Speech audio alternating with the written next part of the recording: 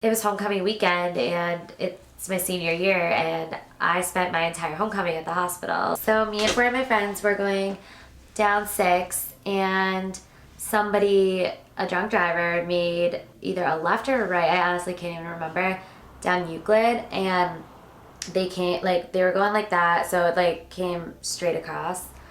The cab was just in the middle of the road and the whole front was shattered, basically falling off. There's glass everywhere. My cab driver just wasn't okay. He wasn't really moving. He was just kind of unresponsive, and the cops came over and took all our IDs to take down our information. We were getting the case number and just asking questions, asking for ice packs, or just to be taken care of, whatever. And we were like, how's the other driver? Is she okay? What happened? He was like, well, we're doing DUI testing right now and it doesn't look good. DUI means driving under the influence. So someone can get a DUI for driving under the influence of alcohol or any other foreign substance like drugs, per se. The girl is definitely in a lot of trouble. She was drunk, she got a DUI. The next day I was in the hospital for 8 hours and we all have concussions and we're all bruised, and my other friend has a concussion and had to get stitches. I drive all the time, but I drive way slower than I did. I'm always at the speed limit, or 5 over, but I'm 5 under now, and I haven't taken a cab yet. What we look for is driving behavior. So we're gonna look for someone that may be driving without their headlights on, fail to use a turn signal. When they make a turn, they go over the curb, swerving. I was at this party, and me and my friends were drinking. We were playing some beer pong, and I probably had 8 or 9 beers, maybe 5 or 6 tequila shots each. Usually the minimal is DUI to the slightest degree, being that the limit is 0.08. So anything at that, or even slightly before, someone can be charged with DUI.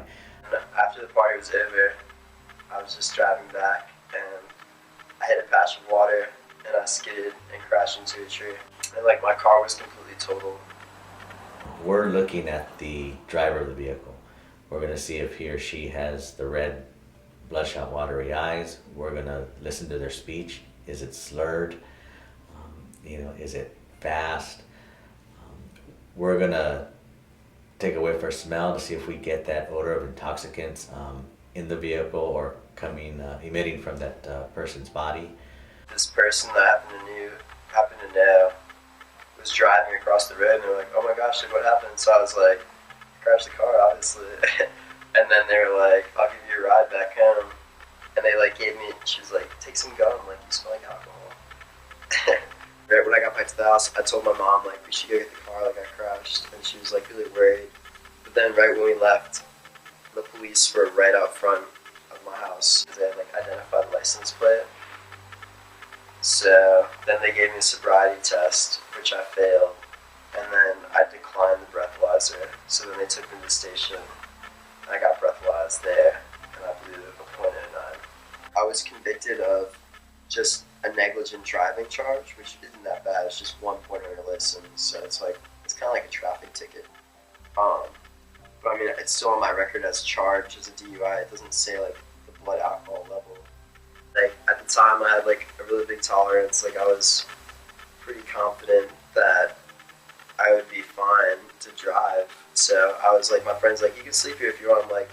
Because the party ended, I was like, no, I'm fine. I'll just get home. And my car was completely totaled. It was pretty badly damaged. People usually relate DUIs to weekend parties, weekend bar hopping, going out to clubs. But if you look at it, it's really surprising that some of these do occur early morning hours, 6, 7 in the morning. I've even heard of instances where someone has been pulled up for a DUI at 12 noon, 1 in the afternoon.